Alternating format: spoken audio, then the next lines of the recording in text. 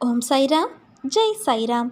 என் அன்பின் குடும்ப உறவுகளே, வாழ்க்கை என்னும் கடலில் துடுப்பு இல்லா படகில் யாருடைய துணையும் இல்லாமல் நீ தத்தளித்து கொண்டு இருக்கிறோமே என்று கலங்காதே. நானே உனக்கு துணையாகவும் படகோட்டியாகவும் நல்வழிப்படுத்தும் துடுப்பாகவும் இருந்து உன்னை பாதுகாப்பாக கரை சேர்க்கும் குருவாகவும் நானே இருக்கிறேன். நீ கலங்காதே, தைரியமாக இரு என் செல்வமே. யாருடைய மனமும் புண்படக்கூடாது என்று நினைக்கும் உன்னை உன் மனம் புண்படும்படி சிலர் பேசிவிடுகிறார்கள் என்று எண்ணி வருந்தாதே. நீ வருந்த வேண்டும் என்பதற்காக அவர்கள் அறிந்து கொண்டு செய்கிறார்கள். அதை பெரிதுபடுத்தி கவலை கொள்ளாதே. உனக்கு செய்வதற்கு நிறைய கடமைகள் உள்ளது. அவற்றில் மட்டும் நீ கவனம் செலுத்து. இப்போதுதான் நீ கர்ம வினையை தீர்த்து மீண்டு வரும் காலகட்டம். உன்னை முன்னேற்றும் விஷயத்தில் மட்டும் கவனம் செலுத்து. உனக்கு நல்ல வாய்ப்புகள் தந்து கொண்டே இருக்கிறேன். பயன்படுத்தி வாழ்வை நல்வழிப்படுத்தி என் குழந்தையே. மனதளவில் உனக்கு இன்னும் சில விஷயங்களில் தெளிவு தேவைப்படுகிறது. கோபம், வெறுப்பு, விதண்டாவாதம், ஏமாற்றம் போன்றவை உன்னை கட்டுப்படுத்த விடாமல் நீ அவைகளை கட்டுக்குள் கொண்டு வா. நீ எதிர்பார்த்த ஒன்று நடக்கவில்லை என்றால் அதில் ஏதோ ஒரு நன்மை இருக்கும் என்று மனதார நம்பு.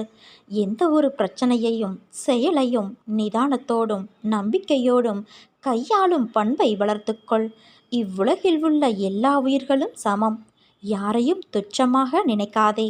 அதே சமயம் உன்னையும் நீ தாழ்த்தி கொள்ளாதே. தேவையில்லாதவற்றை யோசித்து மனம் பாரமாக்கிக் கொள்ளாதே. மனதை அமைதியாக வைத்துக்கொள் குழந்தையே. எதற்கும் பயப்படாதே. எல்லாம் சரியாகிவிடும். நீ நிச்சயம் தடைகளை தகர்த்து வெற்றியடைவாய். உன் அம்மா அப்பாவாகிய நான் உன்னையும் உன் குடும்பத்தையும் பாதுகாத்து கொண்டுதான் இருக்கிறேன். நல்லதே நடக்கும். நீ என் பரிபூரண அருளும் ஆசியும் பெற்ற என் செல்ல குழந்தையல்லவா? நீ நினைத்ததெல்லாம் நடக்கும். தொட்டதெல்லாம் துலங்கும். ஏனென்றால் உன்னை கைப்பிடித்து நடத்தி கொண்டு போகிறவர் உன் தந்தையாகிய இந்த சாயி அல்லவா? மனதைரியத்தை இழக்காதே. என்னுடைய கதைகள், உபதேசங்கள் இவைகளை கேட்போருக்கு நான் பணிவிடை செய்வேன். செய்வது மட்டுமல்ல, அவர்கள் ஆசைகளையும் பூர்த்தி செய்வேன். என்னுடைய கதைகளை வெறுமனே கேட்கப்பட்டால் அவர்களது அனைத்து வியாதிகளும் குணப்படுத்தப்படும். என்னுடைய பக்தர்களை எக்கணமும் அச்சுறுத்துகின்ற ஆபத்துக்களின் கோர பற்களிலிருந்து நான் வெளியே இழுத்து விடுவேன். இதோ உனது கரும வினைகள் கழிந்து விட்டது.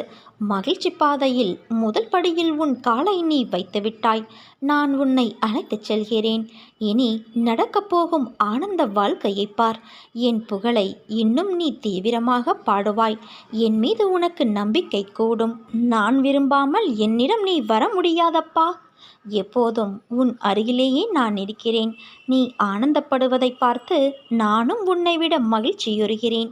இது உன் சாயப்பாவான என்னுடைய சத்திய வாக்கு.